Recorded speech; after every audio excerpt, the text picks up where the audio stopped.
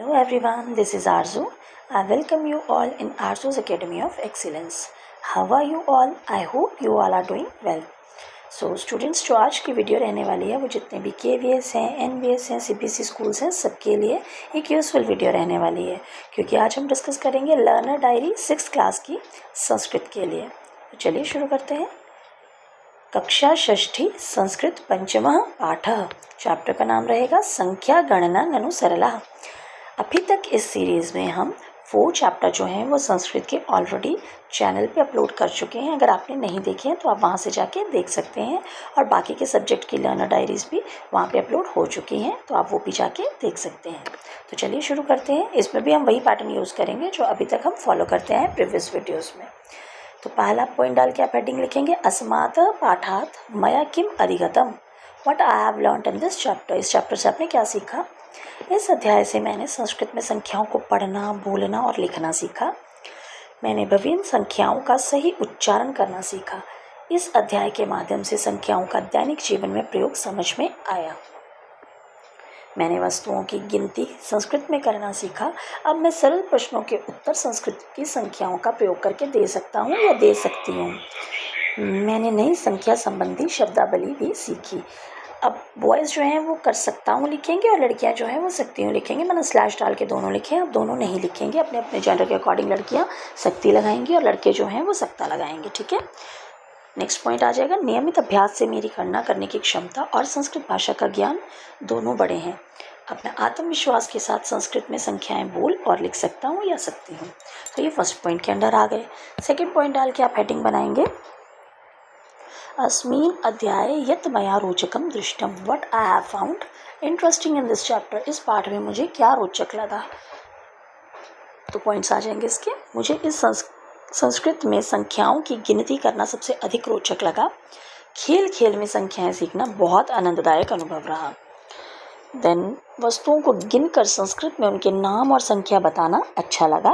चित्रों और गतिविधियों के माध्यम से सीखना सरल और मज़ेदार लगा। अपने मित्रों के साथ संख्या आधारित प्रश्न उत्तर करना भी रोचक लगा।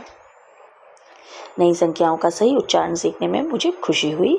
इससे संस्कृत भाषा के प्रति मेरी रुचि और बढ़ गई। अब मुझे संस्कृत में गिनती करना पहले से अधिक अच्छा लगता है। तो ये सेकंड पॉइंट के अंदर आ जाएंगे। देन थर्ड पॉइंट डाल के आप हेडिंग बनाएंगे अस्मिन् पाठे मया यत् कठिनम प्राप्तम, what I have found challenging in this chapter. तो इसके पॉइंट्स आ जाएंगे। शुरुआत में कुछ संस्कृत संख्याओं को याद रखना मेरे लिए थोड़ा कठिन था। उनका सही उच्चारण करने में भी अभ्यास की आवश्यकता महसूस हुई। बड़ी संख्याओं को क्रम से बोलने में भी कभी कभी भ्रम हो जाता था। कुछ शब्दों की वर्तनी याद रखने में समय लगा। संस्कृत में संख्याओं का सही प्रयोग करते हुए वाक्य बनाना भी चुनौतीपूर्ण लगा। आफ्टर दिस आ जाएगा आपका नियमित अभ्यास के बिना संख्याएं जल्दी याद नहीं रहती थी। शिक्षक के मार्गदर्शन और बार बार अभ्यास से मेरी कठिनाइयां धीरे धीरे कम हो रही हैं। अब मैं पहले से अधिक आत्मविश्वास के साथ संस्कृत में गिनती कर सकती हूँ या कर सकता हूँ।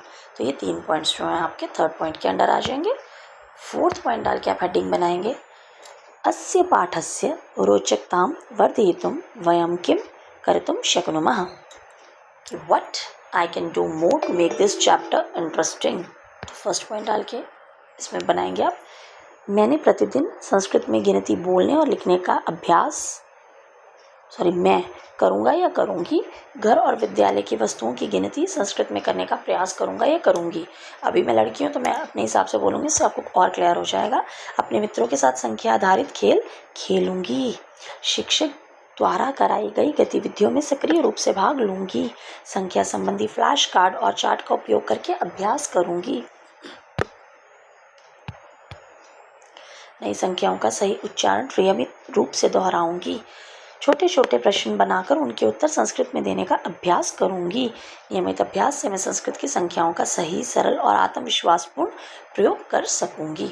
तो ये सारे के सारे 3 पॉइंट्स जो हैं फोर्थ पॉइंट के अंडर आ गए, और यहाँ पे ये 4 पॉइंट मिला के जो हैं आपकी ये इस चैप्टर की लर्नर डायरी जो है वो कंप्लीट होती है। Thanks for watching. मिलते हैं नेक्स्ट वीडियो में, तब तक के लिए धन्यवाद।